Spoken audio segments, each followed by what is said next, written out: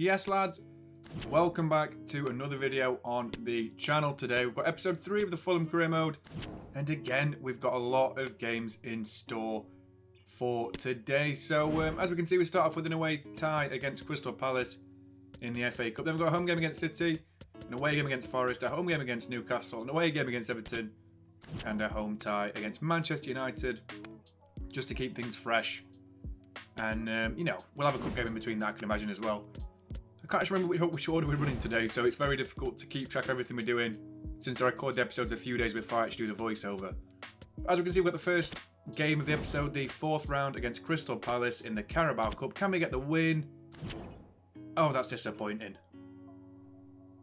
One of the players I'm really keen on this season is Eberezi, and he scored against us, so it is what it is, guys. But we'll go into the first played game of this episode, and it's at Craven Cottage. It's a massive, massive game against Manchester City. I can't wait for this. Let's see this team before we kick off.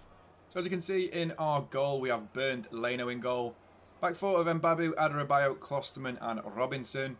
Midfield 2 of Alex Scott and Joao Paulinho, with Harry Wilson, Andres Pereira, Daniel James, and their captain, Big Bad Mitrovic, leading the line as always. We need to beat this City side. Look how good it is when we have a look at this team in a second. So the City side is as follows. Ortega in goal. Back 4 of Cancelo, Diaz, Laporte and Ben Sibiani. We've got Grealish, Phillips and Gundogan as a midfield 3 of Gundogan captaining the side. And then Mahrez, Foden and Haaland as the front 3, with KDB, Rodri and Alvarez on the bench, as well as Edison. So it's a very, very strange City team. We do get the first highlights at the 10th minute. Mitrovic gets the wrong side of Diaz. Cancelo can't get across. It's across Stefan Ortega, and we're 1-0 up already against this Manchester City side. Alexander Mitrovic's finishing is absolutely crazy. Don't even know what to say about it. In the 42nd, we get another chance with James coming down the line again. In towards Mitrovic. It's a great save by Stefan Ortega, the former Arminia Bielefeld goalkeeper. Fantastic keeper, we'll have to be fair. City have done some absolute dubs with that signing in real life. Great save by him. And that is all we got for a pretty boring first half. Mitrovic with the main chances. And we will indeed restart for an action-packed second with the first out in the 59th minute. James comes down the line, gets away from Ruben Diaz just about. The Portuguese man keeps up really well. Backwards pass towards Mitrovic, towards Alex Scott, who makes it 2-0. And Manchester City don't have a clue what to do with Alex Scott. The former, I mean, to be fair, I just saw Alex Scott, the female version, on the little graphic which comes up for about other games. But that's a brilliant goal by our Alex Scott. It's such a worldie, that, and a good assist from Mitrovic as well. But City do reply in the 63rd through Jack Grealish, who gets City's first of the game. It's a difficult goal to concede, but you know, we take it. In the 70th, we reply with Alexander Mitrovic. What a stupidly good goal that is. We get the Sue celebration as well. I should probably add a sound effect to that, to be honest. You might hear a sound effect. I don't know. I don't know if I did it or not. But still, what a goal by Mitrovic. Just so fast-paced, this game, and frenetic. I'm going to be honest with you guys. There is 4 more goals in this game of football. And that is Mitrovic's second of the day. And it's an excellent finish, as the hype motion technology shows. But City do respond in the 75th. This time Haaland slots it round the keeper. He's not scored many goals on this career mode, which is quite weird. But Haaland gets City back into this game with an excellent finish to finesse it round his man. And then a little bit after that, City get another goal to equalise the game in the 82nd minute. Phil Foden this time. It's gone from bad to worse. City score again, but straight from kickoff, we do get a chance ourselves. Andres Pereira, the little bit of Brazilian flair in our side, which we need. Pass it to Manuel Solomon, who's running with the ball. Look for Mitrovic, who shoots on the first time strike with the weak foot, and Mitrovic makes it 4-3. Why did they not start Edison? I literally find that so disrespectful. You don't start your best goalkeeper against a team who are, I mean, pushing you for the top 7, really. Excellent little goal. Manuel Solomon, with all the respect in the world. Absolutely phenomenal run. But unfortunately, we're not done just yet. In the 93rd minute, City win the ball back. Calvin Phillips with the strike, and it's gone in. That is so cruel. I can't believe we've conceded that. It's so disappointing. The former Leeds man, the Yorkshire Pirlo. Stupid goal, that. It really, really is. And Manchester City get a very, very lucky goal And that's all we get for the first half, or for the end of the game, guys. It's such a disappointing climax to the game. It's disgusting. It really, really is. What are these stats, man? Oh my God, what is happening? 12 shots to 4, 3 expected goals to 1.7. But the point of the matter of the fact, the point of conclusion, Manchester City scored 4 goals from 4 shots. Leno's got to go, mate. He really does. He has to go. He'll go. He has to go, blood. He has to go, blood. And who would you bring in? Okay. I mean, look at the man of the match, Calvin Phillips. He don't even play in real life. I'm just saying it's frustrating. I don't know what to say, guys. It's a disappointing game. You know, we'll move on into a couple of simulations. We'll be Nottingham Forest first, 2-0 away from home at the Forest ground. Paulinho scores the opening goal in the 43rd minute, and James then scores in the 74th minute. We then move on into another Premier League game where we get a very respectable 1-1 draw against Newcastle at the good old Cottage, with James opening the scoring again, and then this time Alexander Isak scoring the equaliser for a nice little run off camera. But, you know, it's only 4 points from 2 games. It's not too bad at all for us. And we'll move swiftly on into the next game of the episode. I can already tell what the architecture is of this stadium. We're against Everton at Goodison Park. Very nice stadium in real life. I've seen it up close a few times. It's pretty nice, to be honest. They need a new one, though, I think. We'll see the team. Rodak starts in goal. We've got Mbabu, Adebayo, Klosterman and Robertson as the back 4. Midfield 2 of Scott and Paulinho as usual, with James, Andres Pereira, Willian and Alexander Mitrovic, their captain, leading the line. So James, after a good run of form, let's hope we can continue it after a very, very difficult run of form leading up to this game. So we'll need to start with the first half of the game. Andres Pereira with a fantastic through ball towards Mitrovic. Can he make it 1-0 against Jordan Pickford? And the England keeper makes an absolute howler. He should be saving that, to be honest. I don't really think Pickford's covered himself in glory there. I mean, a few seasons ago I'd have said he's bad, but very recently he's been fantastic for Everton. The only reason they've got clean sheets or a few points is because Pickford saved the day, especially against Liverpool. That game was horrible to watch as a Liverpool fan. But yeah, a very good goal by Mitrovic. And it's a perfect start to the game. A little Brazilian flair player gets the assist. And we'll get the next highlight. But this time it's Everton playing a lovely 1-2. Calvert-Lewin with a bit of skill in towards Damari Gray, who slots it past Marek Rodak. And do any of our keepers save shots? Because I'm actually sure that they don't. It's a very disappointing comeback from Everton. And then in the 46th minute, just before half-time, this time DCL holds off Klosterman and slots it past the keeper. And our former superstar striker on career mode, the Everton career mode from last FIFA, Dominic Calvert-Lewin, he's injured all season in real life, scores an absolutely fantastic goal. He shrugs off his man Klosterman and he slots it past the goalkeeper, Marek Rodak, for a disappointing conclusion to this first half. I mean, we're struggling playing games. We get most of our points from simming it, I swear. The off-camera games we get draws from or wins, but disappointing first half. After a good start to the game, let's hope we can retaliate in this second half. And for sure, we're doing the 53rd minute. Scott with a ball in towards Andres Pereira, who hits it off the post. And our Brazilian flair player, superstar spectacular, Andres Pereira, with an absolutely tremendous finish, to be fair. He's been very, very good this season. Fantastic signing from Man United. He's been good in real life as well. As Fergie say about Charlie Adam, his corners are worth 15 million on their own. That's an excellent finish on the weak foot by Andres Pereira, who gives us a equalising goal right before Zubimendi makes it 3-2 to Everton. We've got a mountain to climb now in the 68th. Our captain, fantastic Mitrovic, gets on the end of the ball from Alex Scott. Can he score past Pickford on the front post? He can indeed. And that's a very, very strange celebration of choice from our captain, leader, legend, Alexander Mitrovic. He's scored so many goals already this season. I think that's his 15th of the season.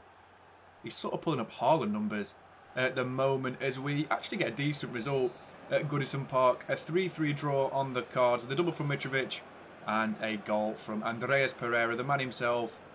The absolute fantastic signing from Man United. I've said it before, I'll say it again.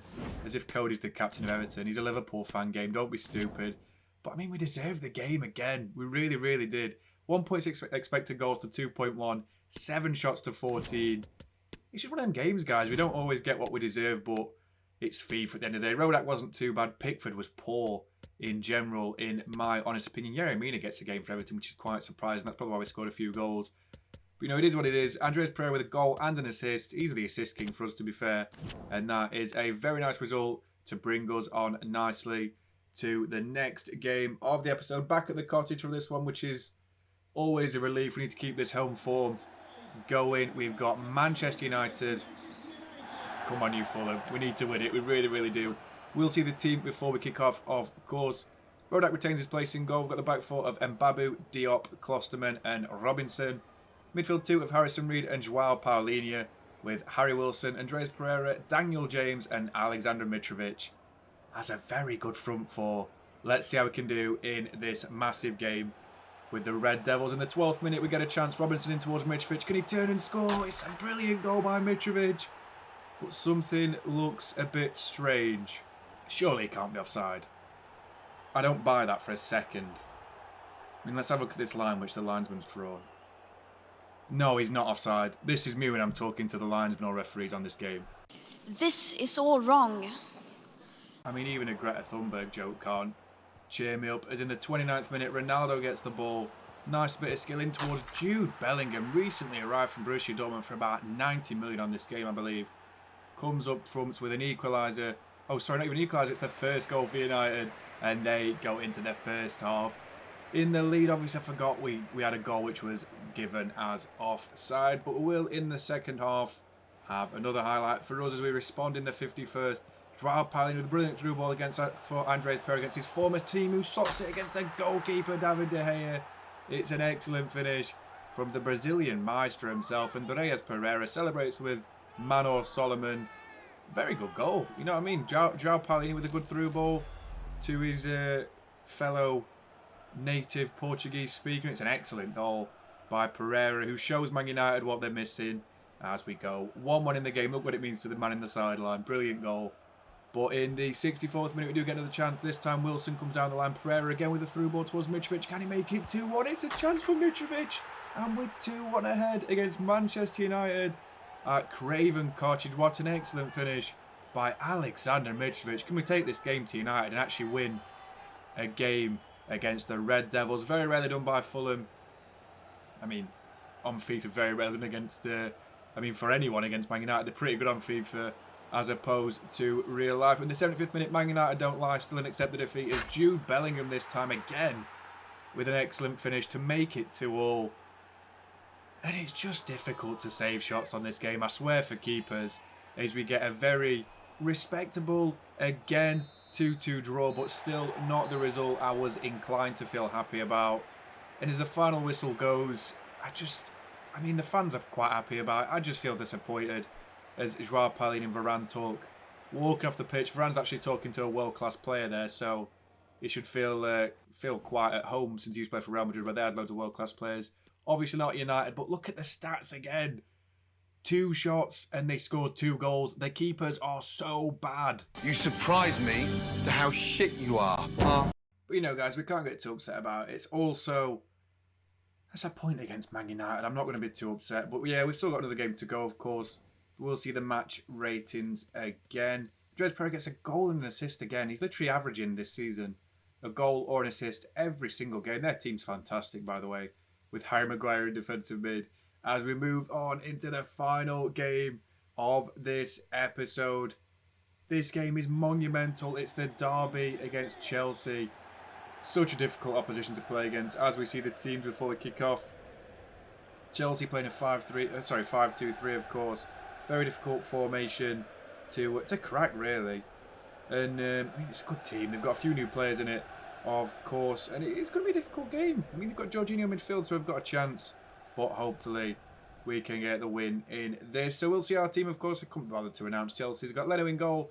Back four of Mbabu, Adebayo, Klosterman as the captain, and Robinson. Midfield 2 of Reed and Chalobah, as Paulinho is out with a slight injury, but he's still on the bench. Mitrovic is also too tight to play with James, Scott, Willian and Vinicius as the front four for a difficult game for the West London derby. So we'll get started with the first half of the game inside the 13th minute as Aubameyang gets the ball. Beautiful bit of skill pass, tossing Adebayo. the former Man City Academy graduate, to put Chelsea 1-0 ahead. Brilliant goal by the Gabonese record goal scorer. As we do get another chance for Chelsea, they make it 2 just after the 36th minute, and just before half-time we get a chance ourselves. It's a brilliant little pass by Scott. Vinicius shrugs off Thiago Silva to make it 2-1 just before the half-time interval. But Chelsea have been rampant to start off, with Aubameyang with both goals for Chelsea, but Vinicius, obviously, he's been fantastic in the games he's played this season. Very limited to game time due to Mitrovic's phenomenal form. But when he's played, I'll tell you what, Carlos Vinicius has been absolutely tremendous for us as we have a little foothold back into the game going into the break. So we'll indeed restart for a highlight in the second. It's us again in the 56th minute. Azpilicueta outpaced this time by Vinicius. Can he score past Mendy again to make it 2-2? Carlos Vinicius in the West London derby. I mean, he's been so tremendously good as a backup striker, Vinicius, who makes it 2-2. In the 69th minute, Scott again looking for another assist. Finds his way through to Vinicius, who outpaces Koulibaly and Silva this time. Can he beat Mendy for a third time this game? Carlos Vinicius is on absolute flames this season. Tremendous goal by the Brazilian, the second best Brazilian in this club after Andreas Pereira, who's been absolutely tremendous to start off with. To be fair, I should probably start having player of the episodes again. I really enjoyed doing that for the Arsenal career mode. But still, excellent goal nonetheless. And we are indeed 3-2 ahead. Potter's not happy, look at him. And then the 79th minute, we get another chance. Vinicius this time, looking to turn provider for Scott. Can he squeak the ball past Mendy? He can. Alex Scott gets another goal for Fulham. And he's been involved in this game, I believe, 3 or 4 goals. Tremendous performance by Alex Scott, and Carlos Vinicius with a brilliant game in general to seal a 4-3 victory against Chelsea, as they do score in the 89th minute, I believe. But it doesn't matter.